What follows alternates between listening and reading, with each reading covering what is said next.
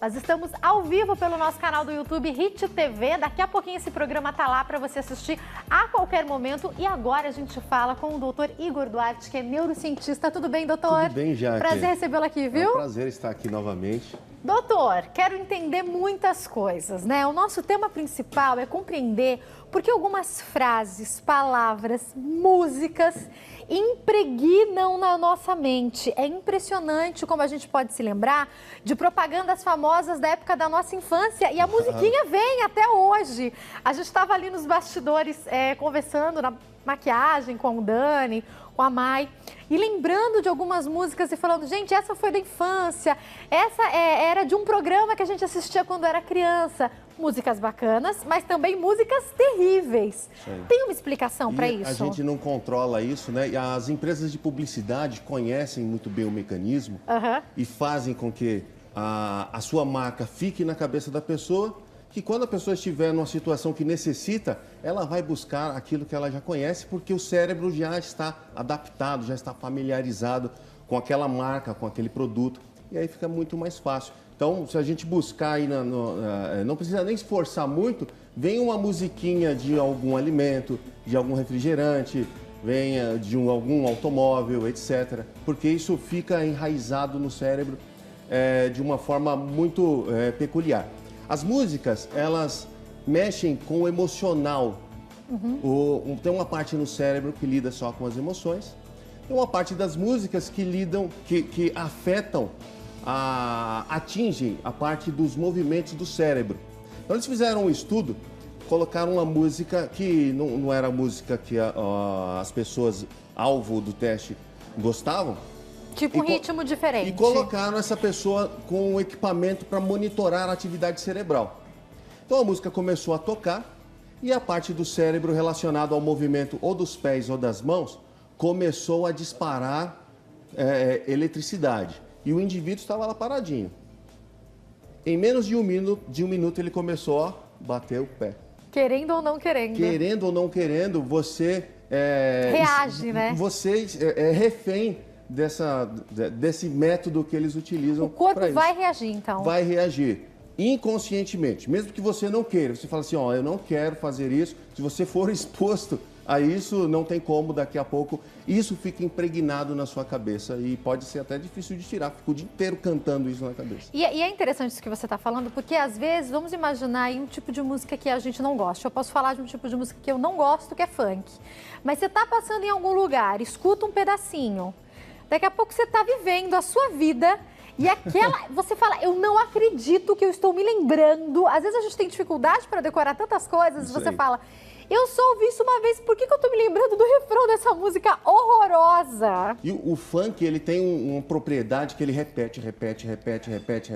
Às vezes é uma frase só, a música inteira, inclusive, né? Uma frase só, com a batida, o cérebro gosta de batidas. Então, você coloca uma batida, o indivíduo começa a bater o pé na batida da música.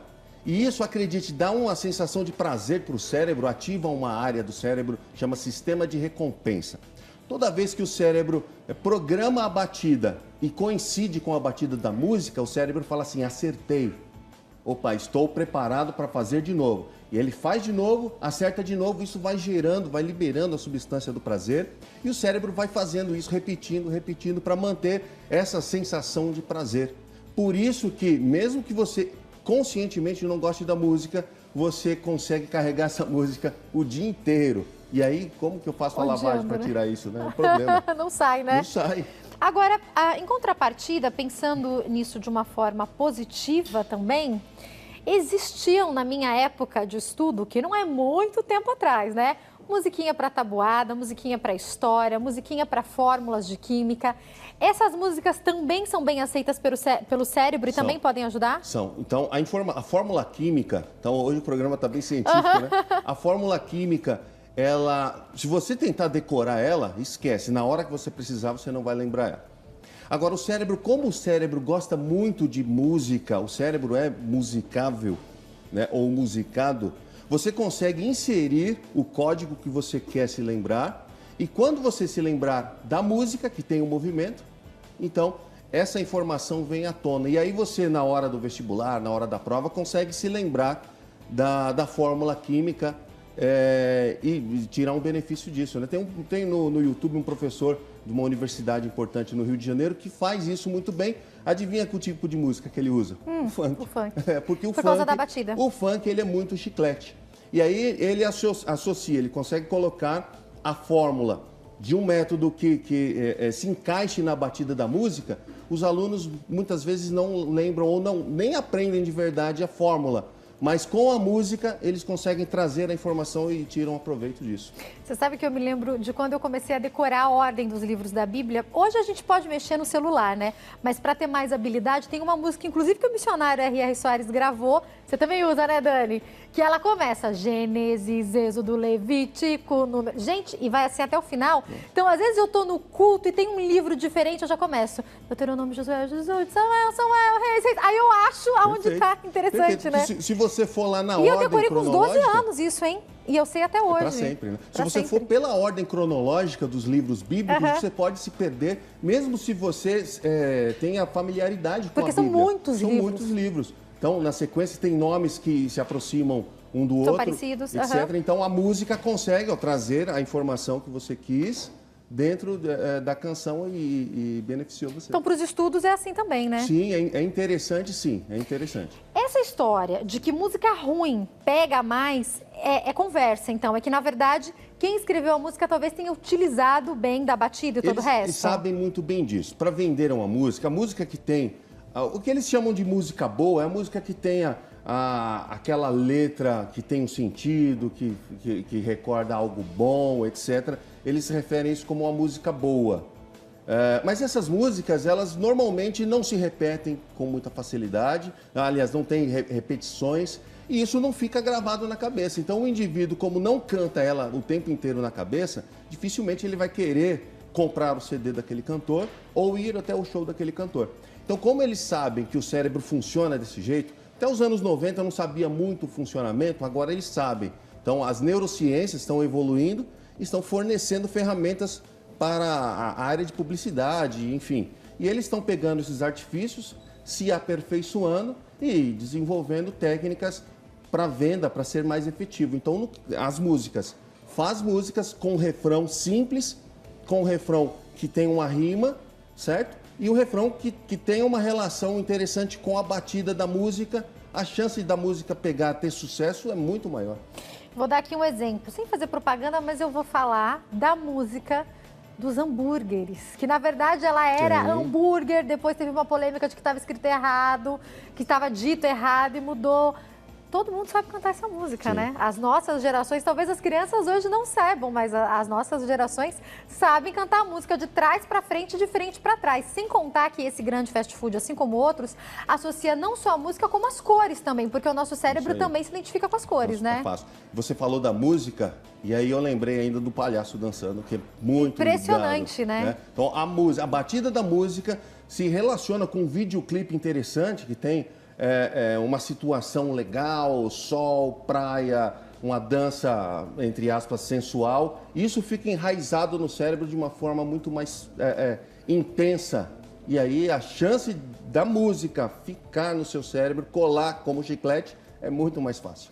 Doutor, agora eu tenho uma pergunta, então, interessante para te fazer. Imaginando o tanto que a gente evoluiu no conhecimento dessas áreas e o tanto que o mercado de publicidade utiliza isso no mundo inteiro, pensando tanto na música, quanto nas cores, quanto na associação de uma dança e todo o resto.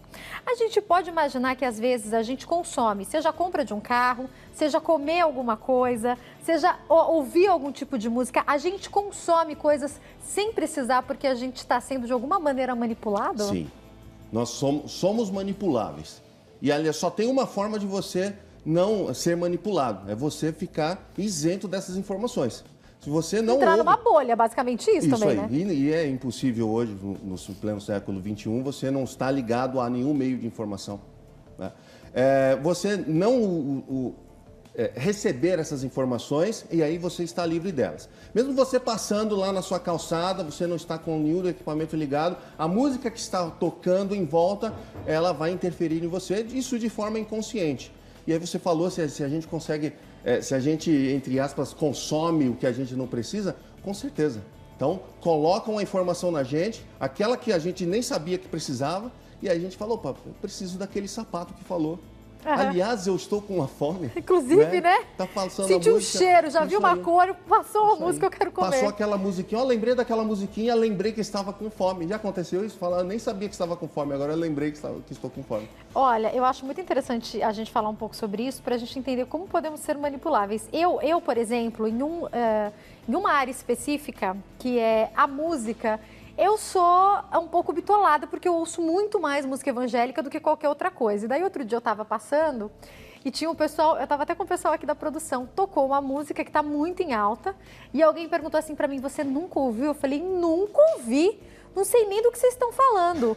No dia seguinte, o refrão desta música que eu nunca tinha ouvido estava na minha mente. Eu falei, eu não acredito que eu estou reproduzindo. Não é o meu ambiente, mas não tem jeito, gruda no cérebro, Tem um outro porém, eles sabem que a exposição excessiva faz com que a música tenha uma batida interessante, tem uma letra agradável, o clipe é legal também, fala de praia, etc.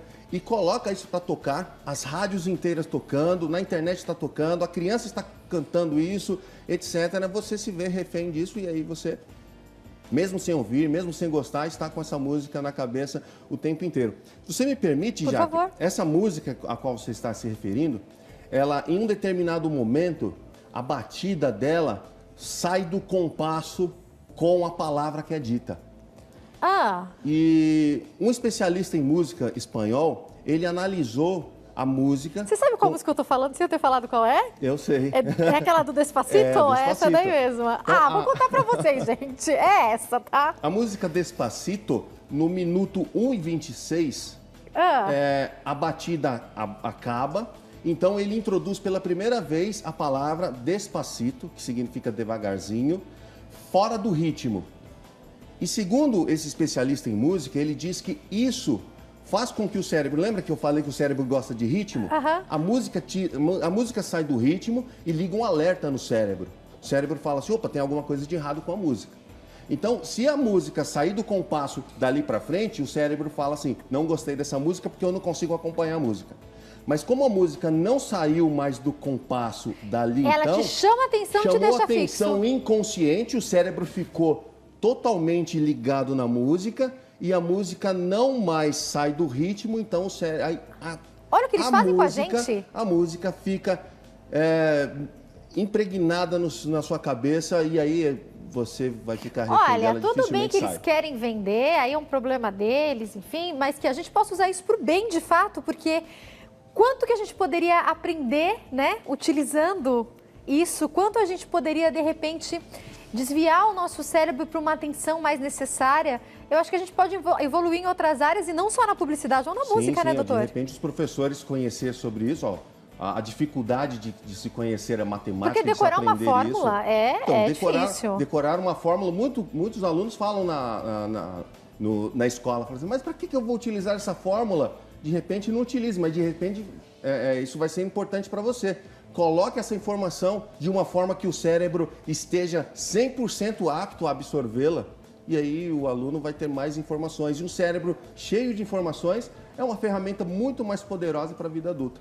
Uma coisa interessante da gente também falar é isso que você falou, doutor. Em algum momento a gente vai precisar. Interessante, eu fiz faculdade de jornalismo. Embora na escola eu gostasse muito de matemática, eu pensei que eu não ia mais precisar dela. E várias vezes aqui, na hora do artesanato, na hora de cortar um tecido, na hora de fazer alguma coisa, a artesã virava e falava, agora a gente aplica uma reguinha de 3, agora a gente vai fazer o quilt, tem que fazer... Aí eu falava, gente, lá vem a matemática me perseguindo. Então, fiz jornalismo, mas preciso da matemática muitas vezes. Então, tudo a gente tem que aprender um pouco, pelo menos, né? Eu fiz saúde e fui para ciência, então existe uma disciplina que, na área de ciência, que faz os cálculos, é onde vai computar as informações, tabelar, é matemática pura. Então, a matemática não tem como fugir dela.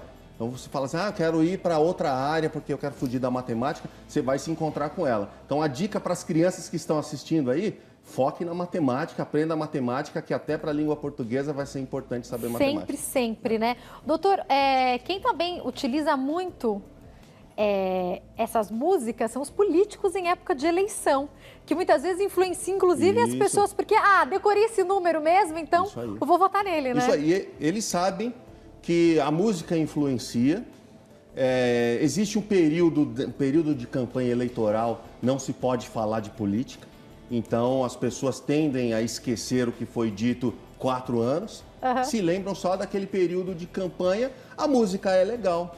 O político está sorrindo, a cor da bandeira dele é legal, ele fez um boneco interessante, tudo isso associa a marca que ele está querendo vender, que é ele mesmo, com um número fácil. Então, o que eles políticos, os mais renomados, têm acesso aos números mais fáceis, sabe? Os números que se repetem, por exemplo, 0000. Não existe esse político, mas repita aí outros números para você ver, você vai lembrar de políticos famosos que tem na mídia. E aí colocam a informação, na hora de você digitar o número na máquina, você não se lembra, mas se lembra daquele, porque tem a musiquinha, ou porque tem o bonequinho associado, ou porque o número é fácil de decorar. E aí as pessoas, mesmo envolvidos, mesmo ligados... Às vezes a pessoa fica nervosa e ela põe aquele número que ela lembra, porque quer sair logo dali, né? Tem isso também, tem esse fator também. E a música aí, ó, ajudando. Então, vamos tentar utilizar essas músicas, essas situações que impregnam da melhor maneira possível. Para a gente, infelizmente, caminhar para o fim do nosso bate-papo, doutor, eu queria que o senhor explicasse para nós. O cérebro, eu sempre digo e penso sobre isso, a gente ainda sabe muito, muito pouco sobre ele. Eu imagino que Deus, ele fez uma perfeição tão infinita e a gente pode conseguir tanto com a mente que Deus nos deu e às vezes a gente se esquece disso. O que a gente pode fazer para ampliar os nossos conhecimentos e para usar o nosso cérebro da melhor maneira possível? Tem exercício, tem atividades? Qual dica que o senhor dá? Jaque, o cérebro, como qualquer outra parte do corpo, se você não utiliza, ele diminui de tamanho. Eu faço sempre uma analogia com a sola do pé. Você utiliza o pé descalço, em 2 semanas a sola ficou mais grossa. Se você utiliza sapato, a sola do seu pé é fininha. Se você utiliza o seu cérebro sempre, o seu cérebro se mantém pleno. Se você não utiliza, ele diminui de tamanho com uma maior velocidade. Então a dica é você aprender novos idiomas, aprenda a tocar instrumentos musicais, leia bastante, se comunique, viaje. Essas são as melhores ferramentas para manter o seu cérebro sempre em evidência. Não pare nunca, pleno. né? Não pode parar nunca. Nunca pare. E você vai ter um cérebro lá nos 100 anos e o seu cérebro pleno. E aí, não pare numa área só. Eu não sei se eu já falei isso para o doutor, mas uma coisa que eu gosto de fazer de vez em quando, eu pego algumas regras de matemática e aplico, eu pego alguns exercícios de matemática. Eu falo, eu vou fazer alguma formulinha, eu gosto muito disso. E algumas equações de primeiro e segundo grau, às vezes eu tô lá sem fazer nada, eu falo, vou fazer umas equações aqui. Jaque. Eu queria saber, é interessante, para mim relaxa, mas é importante para essa outra área? Olha o que acontece, você aprendeu isso em algum momento, você está fortalecendo o que chamam de sinapses, as comunicações entre os neurônios, e está produzindo novas sinapses para manter aquela informação que estava declinando, o cérebro vai desfazendo isso. Então, você coloca ela em evidência e ainda produz novas para manter essa informação. O seu cérebro que estava declinando voltou à atividade. Então, o seu cérebro voltou para a plenitude. Isso é importante fazer com cálculos matemáticos, com... Palavras cruzadas, é verdade? Palavra cruzada é legal. Encontrar a palavra no meio, caça-palavra, tudo isso. Dar atividade para o seu cérebro. Mantém o seu cérebro sempre jovem. E isso é muito importante. Nem decorar número a gente decora mais porque coloca tudo no celular. A gente tem que começar a fazer alguma coisa, Exatamente. Né? Doutor, eu vou passar seus contatos para encerrar, mas a minha última pergunta é sobre o bebê na barriga. Eu já ouvi muito e tenho lido muito sobre a importância de ouvir alguns tipos de música. Então, músicas clássicas, eu coloquei algumas sinfonias para ele ouvir. E aí eu fico me perguntando, de fato isso faz diferença desde o ventre, doutor? Jaque, perdão. Dizem os estudos que a música clássica tem um poder de deixar a mente das pessoas em geral, do bebê também. Então, quando eu estou ouvindo Vivaldi, eu também estou sendo beneficiada, não sou ele, né? O seu bebê, você está sendo beneficiado, o seu cérebro, que isso te dá um poder cerebral, isso é cientificamente comprovado. E se você está bem, você produz substâncias boas que seu bebê vai se beneficiar disso também. Então muito é importante ouvir as músicas clássicas, sim, tanto para o bebê quanto para a mãe. Tô fazendo isso, depois eu conto para vocês. Gente, quem quiser entrar em contato com o Igor, o site www.igorduarte.com, facebook.com/dr Igor Duarte. E tem o Instagram, @doutorsoldr.igorduarte. Telefone 0 operadora 11 9 5450 3737. Mais uma vez, obrigada, doutor. Obrigado. Uma ótima tarde. Boa tarde. Eu vou para um break e já volto com a doutora Verusca Gendov falando sobre traumas emocionais. Não sai daí.